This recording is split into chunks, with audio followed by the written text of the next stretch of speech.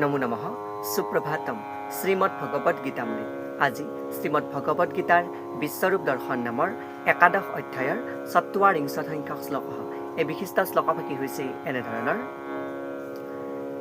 নমঃ পুৰস্তাদথা পৃষ্ঠতস্তে নমোস্তু তে সৰ্বতা এবা সৰ্বা অনন্তা বীৰ্যামিতা বিক্ৰমস্তং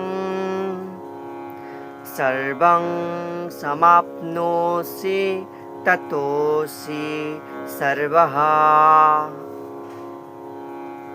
এই বিশিষ্ট শ্লোকফাঁকিৰ অসমীয়া অৰ্থ হৈছে এনেধৰণৰ: হে সৰ্বব্যাপী সৰ্বৰো কাৰণ, আপোনাক মই সন্মুখৰ পৰা আৰু পিঠিৰ ফালৰ পৰা নমস্কাৰ কৰোঁ।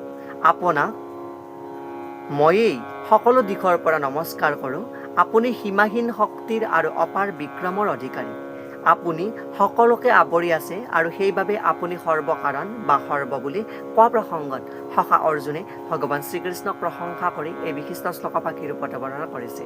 শ্লোকফাঁকিৰ প্ৰসংগাৰ্থত ভাষ্যকাৰে উল্লেখ কৰিছে যে অৰ্জুনে এই কথা মানি লৈছে যে কৃষ্ণ সকলো শক্তিৰ আৰু সকলো বিক্ৰমৰে অধিকাৰী আৰু তেওঁ সেই যুদ্ধক্ষেত্ৰত সমবেত সকলো যোদ্ধাসকলতকৈ বহুগুণে শ্ৰেষ্ঠ। আৰু সপ্ৰমেয় ভক্তিৰ অতিশয্যাৰ ফলতে অৰ্জুনে তেওঁক বন্ধু কৃষ্ণৰ ফালৰ পৰা সকলো স্বৰূপকে নমস্কাৰ কৰিছে আৰু সকলো দিশৰ পৰাই নমস্কাৰ কৰিছে। আৰু এই ক্ষেত্ৰত বায়ু পুৰাণৰ এটি বিশিষ্ট শ্লোকৰ অৱতাৰণা কৰিছে। সেই শ্লোকফাঁকি হৈছে এনেধৰণৰ: য়োয়ং তৱাগতো দেৱ সমীপং দেৱতাগণঃ স সত্ত্বমেৱ জগৎস্ৰষ্টা য়তঃ সৰ্বগতো ভৱান। অৰ্থাৎ হে পৰম পুৰুষ পৰমেশ্বৰ, আপোনাৰ ওচৰলৈ যিয়ে আহে, লাগিলে তেওঁ দেৱতাই হওক, তেওঁ আপোনাৰ দ্বাৰাই সৃষ্ট। এয়াই উক্ত বিশিষ্ট শ্লোকফাঁকিৰ সৰল গুৰাৰ্থ। ধন্যবাদ।